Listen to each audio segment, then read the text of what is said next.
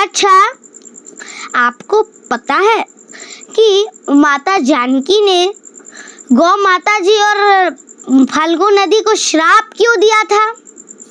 आइए मैं बताता हूँ। एक बार जब राजा दशरथ की पिंडदान करने का समय था तो राम जी ना पिंडदान नहीं दे पाए। राम जी उस समय किसी कार्य से बाहर चल गए थे, तो सीता जी गई पिंडदान देने।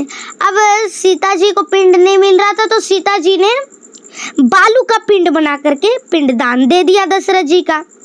अब जब कार्य खत्म करके अब आए लौटे राम जी, तो माता सीता से कहते, सीते चलो हम लोग पिताजी का श्राद्ध करते हैं, पिंडदान करते हैं। श्राद्ध मीन्स पिंडदान, श्राद्ध मीन्स पिंडदान, श्राद्ध को ही पिंडदान बोला जाता है। तो माता सीता कहती है पिंडदान ससुर जी का, राजा दशरथ का मतलब उनकी ससुर जी थे। अब माता जानकी, माता सीता राम जी से कहती है पिंडदान तो ससुर जी का हो गया, राजा दशरथ आए थे, हमने बालू का पिंड बना के दे दिया। पिताजी आए थे, हमने बालू का पिंड बना करके दे दिया। अब राम जी को उनकी बात पर, माता जानकी की, माता सीता की बात पर विश्वास नहीं हुआ, एकदम भी विश्वास नहीं हुआ। अब राम जी कहते हैं आप झूठ कह रहे हैं, असत्य कह रहे हैं। असत्य मीन्स झूठ, असत्य ही झूठ होता है। अब राम जी कहते हैं आप असत्य कह रही हैं, झूठ कह रही हैं। तभी वहाँ एक गाय हरी हरी घास चर रही थी। तब माता सीता ने गाय से कहा, क्यों गौ माता, गाय क्यों गौ माता, आपने तो देखा ना कि हमारे ससुर जी, राजा दशरथ जी, हमारे ससुर जी पिताजी आए थे, हमने बालू का पिंड बना करके पिंडदान दिया है उनका, आप तो गवाही दे दो, आपने तो देखा ही था। अब गाय ने देखा था, लेकिन गौ माता ने सोचा कि राम जी के नज़रों में कि सीता माँ झूठ करे, अभी हम यदि सत्य बोल दे कि हाँ पिंडदान दिया है तो कहीं राम जी हमसे गुस्सा ना हो जाए, बिगड़ ना जाए, इसलिए गाय ने झूठ बोल दिया, असत्य बोल दिया। गाय ने भी असत्य मीन्स झूठ बोल दिया। तो गाय कहती नहीं, हमने तो नहीं देखा, आपने कब पिंडदान दिया? नहीं आपने तो पिंडदान नहीं दिया। बस माता सीता को क्रोध आ गया, सीते को, गौ माता आपने मुझसे इतना बड़ा झूठ कहा, मैंने पिंडदान नहीं दिया, आपने असत्य बोला, जाइए मैं आपको श्राप देती हूँ। जिस मुंह से आपने झूठ बोला मीन्स असत्य बोला मीन्स झूठ बोला, आज से उसी मुख से आप मलमूत्र भक्षण करोगी, मलमूत्र खाओगी, मलमूत्र भक्षण करोगी, गंदगी खाओगी। मलमूत्र मीन्स गंदगी।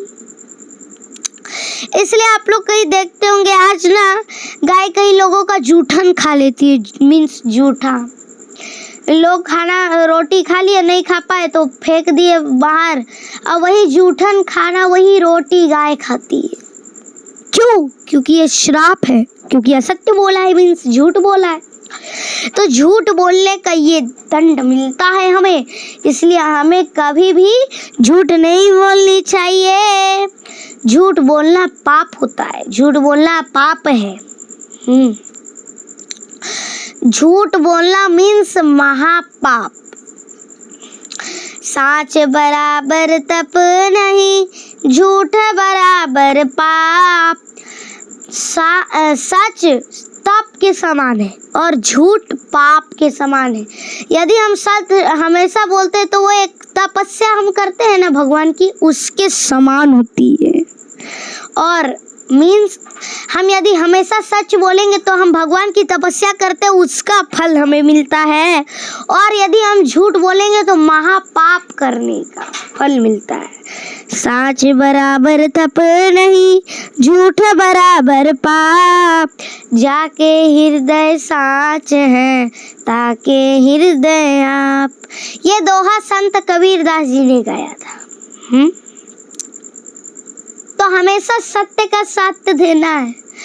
अब कौन गवाही देगा सच माता सीता का, कि कौन गवाही देगा कि हमने पिंडदान दिया? तभी वहाँ वो एक से नदी बह रही थी, नाम था फल्गु नदी।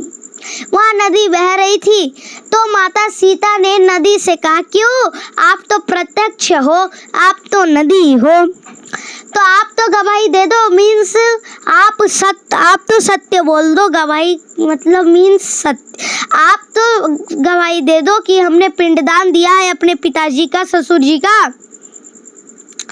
तो नदी को भी सेम टू सेम गाय के ही तरह लगा कि हमने यदि हाँ बोल दिया, सत्य बोल दिया, तो कहीं राम जी हमसे बिगड़ ना जाए, गुस्सा ना हो जाए। तो नदी ने भी झूठ बोल दिया, नहीं, हमने तो नहीं देखा, आपने कब पिंडदान किया भाई, आपने कब पिंडदान कर दिया, हमसे झूठ कह रही हो, हमने नहीं देखा, हम तो प्रत्यक्ष है, हम प्रत्यक्ष होकर के झूठ नहीं बोलते, आपने पिंडदान नहीं दिया। बस बस बस, नदी ने तो कह दिया हम झूठ नहीं बोलते, लेकिन उसने झूठ ही बोला। उन्होंने झूठ ही बोला। तब माता सीता ने नदी को भी श्राप दे दिया, जाओ, आप प्रत्यक्ष होकर भी, नदी होकर भी झूठ बोलती हो, जाओ, मैं आपको श्राप देती हूँ नदी कि तुम्हारा मुख देखने से धर्म नहीं है, इसलिए तुम यहाँ से विलुप्त हो जाओ, गायब हो जाओ, मीन्स गायब हो जाओ, विलुप्त हो जाओ मीन्स गायब हो जाओ यहाँ से, यार दिखना मत, गायब रहो। तब वहाँ नदी ना गायब हो गई। वहाँ नदी बहती नहीं है, वहाँ नदी को ना कोड़ा जाता है, बालू कोड़ा जाता है ना, तब निकलती है। वहाँ नदी के ऊपर नहीं, नदी के नीचे है। वहाँ जब खोदा जाता है तब पानी निकलता है, यदि किसी का श्राद्ध किया जाए तो। हाँ, क्योंकि असत्य बोला है तो श्राप है। हाँ, इसलिए वहाँ नदी बहती नहीं, एक जगह स्थिर खड़ी है नदी, स्थिर खड़ी हुई है।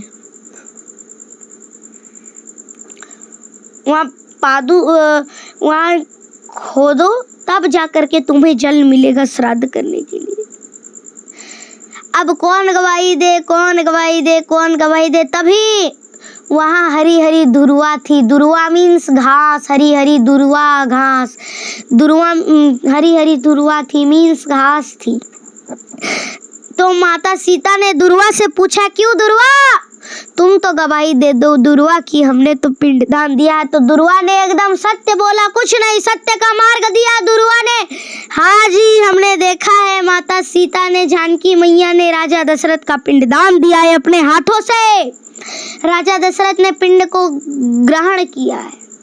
तब राम जी को विश्वास हुआ, सत्य बोला दुर्वा ने। तब माता सीता ने दुर्वा मीन्स हरी हरी घास को वरदान दे दिया, जाओ दुर्वा, तुमने सत्य बोला है, हम तुम्हें वरदान देते हैं कि